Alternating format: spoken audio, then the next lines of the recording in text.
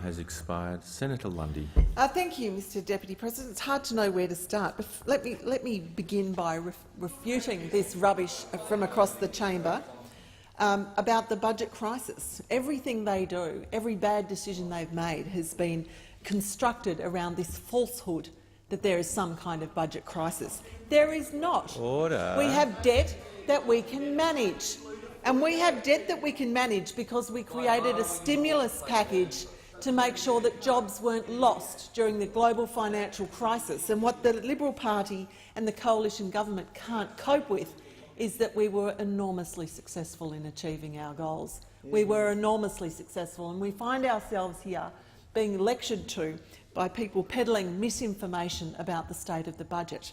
Now, on the back of that, they have constructed a budget which cuts the heart out of so many things that Australians value, so many things that Australians understand form part of what it is to live in a society that is both civil and fair. And one of the things that is civil and fair about Australian society is that we value the work of our public servants in general terms. And yet what we are getting from this government is a blanket cut to a basic wage increase that covers their cost of living expense increases, the CPI. And what we know from this government, and I'd just like to refer to a statement put out by my colleagues, is that the Prime Minister stated in Parliament last week, and I quote, "I can assure members opposite that no one in the public sector will get a better pay deal than our Defence Force personnel."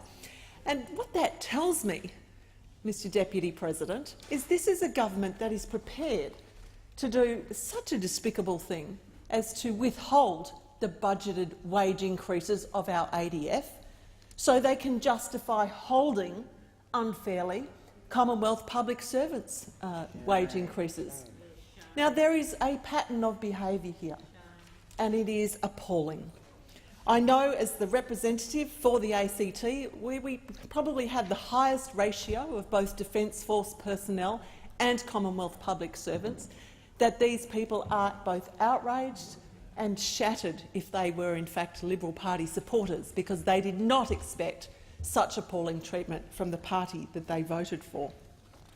In relation to the Defence Force wage increase, we've heard today that Senator Johnston, Minister Johnston, is going to pursue the activities in relation to his junior minister, who was apparently incredibly dismissive and rude to the petitioners who went to him to express their outrage regarding the Defence Force wage cut.